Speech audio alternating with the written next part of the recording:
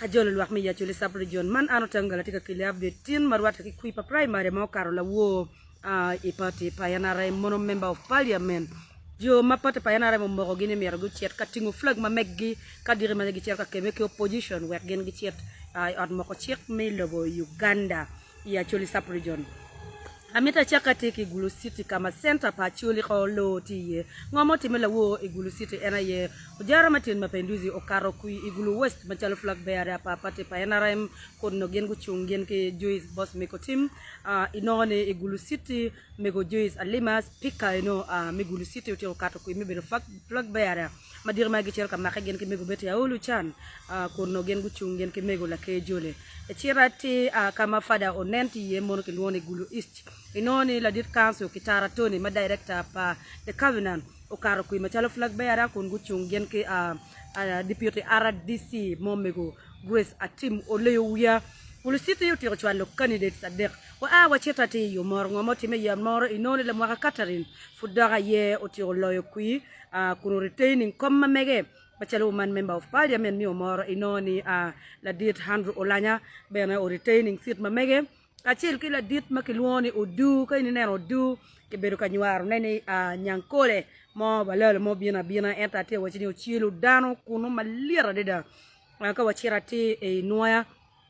inoni noya megulare mo karo kui Tony Awany okaro kui ka chel ke Lilian Adong dog food okaro kui gen bena guchwalo candidates adek ka chira yamur inoni kui pa akol Anthony ka chel kila kony food ki holding kilak south wa kilak north weng nen chalo fura gwenya ti kuno bena roma ke kui matika time yagago ke nena yagago kui pala gengi ke constituency mi yagago ni weng food ki holding opi nen chalo ngwenye futie kui food po chero tum kuno kawa chero ila mo inwoni achora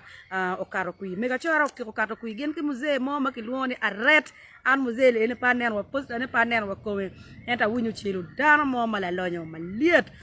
chitati Gulu district inoni awako tiro kato kui awako karo kui ya chwa kachel kimego makilwoni Phoebe mono speaker Gulu district tiro kato kui saron balmoy no ayanati kom kachel ki atimango Nancy magilwoni nane machon ko ngeno bichung kachel gen ki fado nem enno dok kachu Gulu district inoni kui ma megi utiro re manyuri machalo saron balmoy flag bearer obedo namba dekulu kama speaker district obino okwanyo tolo ko mitire at parliament ke chira tipa de inoni megulu wila utiro kato kui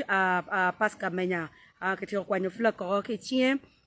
neno ni luwila nentelo maro doko parliament matie ilobo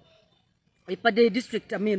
kachel ke Welborn Otobe utiro nongo bena flag mitiro ipate pa NRM ticket eno mitiro at moko chik milobo Uganda kachel ki koma Kech Christopher ma en beno no futi kom eno tiro bene retaining seat ma mege ke tiro kit gumino ne Beatrice Anywa otiro kato kui Abel Lilian otiro kato kui okelo oriem otiro kato kui man ena update matika bino food wiye ka yin pe niang pe district ma mege tembe wacho kamaleng otika kor kui district adek meno agago ke Clark North Clark South man otangalo enoni ena kita dano berka gwene kele le wibiki wabaka amini tamin maiti wa kenyo kuini orem pe ruengen enoni kuyotime ada wan wa mero winyu ka complainti pate pa NRM mio office ne ine chwal ko ma megi kay mero ni kui gwa ke kwano dojo endo gen mapeti me pibiti me ena bolo kuyo dojo kui ka ine chwal kui ma megi oki polling station achil ke bot agents ma megi ke ramo dak ke chako kwano ne odojo Rizal karwa okit mala woy neno kuy mo kena pe ka karwa pa ko kombedi no te lokane ngato mo ne po yeng ki Rizal ape yeng ki Rizal yini kilo pat ma megi gen ben gi kilo pat ma megi chiki timo gen ma ke luone recounting of votes kake kwano chiki kilo Rizal ma inno yini yeng kere ka yin ben tiki cha den mo ma nyurni ngaro mo kwalo kuy